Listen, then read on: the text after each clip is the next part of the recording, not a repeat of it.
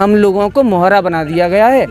हम लोग अपनी काबिलियत को साबित करने के लिए और क्या कर सकते हैं, एग्ज़ाम ही दे सकते हैं। अब उस एग्ज़ाम को भी आपने क्या बना दिया कि ये फर्जीवाड़ा है, और उस आंदोलन को तब तक हम कायम बनाए रहेंगे जब तक हमें नियुक्ति मिल नहीं जाती। नमस्कार, मैं योगेंद्र और आप देख रहे हैं डेली न्यूज इंडेक्स को। हम इस वक्त मौजूद हैं कलेक्टर ऑफिस मुरैना में। यहाँ पर कुछ स्टूडेंट हैं, कुछ अपनी मांगें मनवाने के लिए, कुछ मांगों को लेकर के यहाँ पर आवेदन देने के लिए आए हैं। तो हम जानने की कोशिश करेंगे क्या कुछ मांगे हैं और किस बात को लेकर के यहाँ पर एक आवेदन दिया है उन्होंने, जानने की कोशिश करती हैं। भाई पटवारी ग्रुप 2 सब ग्रुप 4 का जो एग्ज़ाम हुआ था जुलाई में, उसका रिज़ल्ट आया था। रिज़ल्ट के बाद क्या हुआ कि 10 दिन के बाद अचानक लोगों ने हंगामा कर दिया कि इसमें फर्जीवाड़ा हुआ है, बिना किसी फैक्ट, बिना किसी तथ्य के आधार पर। उसमें मीडिया वालों ने, कुछ यूट्यूबर्स ने, कुछ इंदौर के कुछ लोकल न्यूज़ चैनल वाले हैं और कुछ जो टीचर्स थे वहाँ के, उन्होंने अचानक से उसको इतना बड़ा हंगामा बना दिया कि वो बहुत बड़ी बात हो गई आके सामने। और उस पे शिवराज जी ने किया कि एक ट्वीट करके हमारी भर्ती को, जो नियुक्ति प्रक्रिया जो चल रही थी, उसको रोक दिया।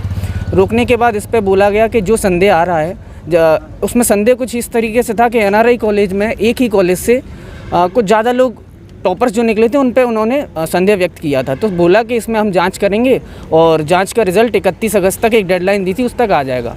अब जांच ऐसे चल रही है कि ज़िले बाई ज़िले बुला रहे हैं। टोटल 52 ज़िले में से 15 ज़िलों के बारे में अभी शिकायतें ली गई हैं, बाकी 37 ज़िले बचे हैं और 31 में, जैसा कि आपको पता ही है, 7-8 दिन बचे हैं। तो जांच तो लग नहीं रहा कि 31 तक पूरी हो पाएगी। तो अभी प्रक्रिया कुछ इस तरीके से लटकी हुई है कि सिलेक्टेड कैंडिडेट्स बस होप लगाए बैठे हैं कि जांच आएगी, हमारी नियुक्ति होगी।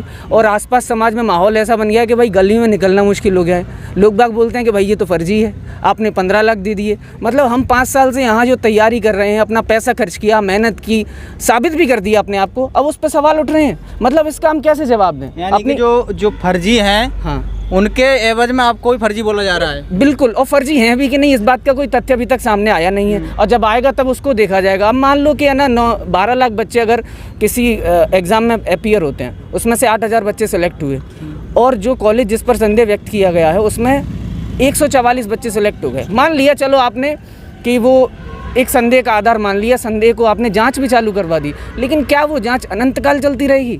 हम लोग अपनी काबिलियत को साबित करने के लिए और क्या कर सकते हैं, एग्ज़ाम ही दे सकते हैं। अब उस एग्ज़ाम को भी आपने क्या बना दिया कि ये फर्जीवाड़ा है। इससे बड़ा अगर आपको कोई एग्ज़ाम आता हो तो वो एग्ज़ाम कंडक्ट करवा लीजिए, इससे ज़्यादा कोई इंटरव्यू करवाना हो वो कंडक्ट करवा लीजिए। अब हमारी डिमांड सिर्फ इतनी है कि समय रहते इसको पहले तो अपनी जांच को पूरा किया जाए। अगर जांच को आप समय में नहीं कर सकते हैं, तो हमसे शपथ पत्र ले लीजिए कि हम लोग यदि फर्जी पाए जाते हैं तो कड़ी से कड़ी सज़ा भुगतने के लिए तैयार हैं, और हमारी नियुक्ति को आचार संहिता से पहले पूरा किया जाए, क्योंकि ये अब एक राजनीतिक मुद्दा बन गया है। सभी लोग अपना केवल और केवल वोट बैंक देख रहे हैं। एमपी गवर्नमेंट में जो बीजेपी है अभी, उनको भी ये लग रहा है कि भाई अगर हमने इनके फेवर में कुछ दे दिया तो नॉन सेलेक्टेड जो 9 लाख लोग हैं वो हंगामा खड़ा कर देंगे, ठीक है। और कांग्रेस को भी यही लग रहा है कि अगर हम इन 9 लाख को अट्रैक्ट कर लें कैसे भी, इसको फर्जी बता के इस प्रक्रिया को हटा दें, तो ये 9,000 जो हैं, 8,000 जो हैं, उनका वोट बेशक चला जाए, 9 लाख व्यक्ति हमारी तरफ आकर्षित हो रहे हैं। बस इस चक्कर में हम लोगों को मोहरा बना दिया गया है और हम लटके हुए हैं, इधर उधर ज्ञापन देते घूम रहे हैं, आंदोलन कर रहे हैं।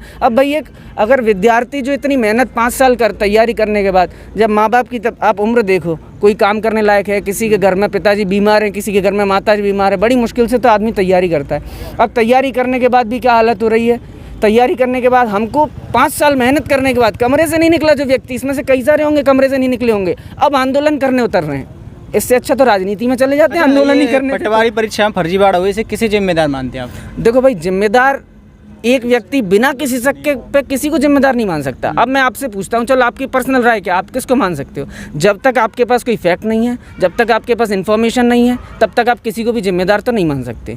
केवल जिम्मेदार इस हंगामे के लिए मैं मान सकता हूँ कि हंगामे के लिए केवल और केवल राजनीति जिम्मेदार है।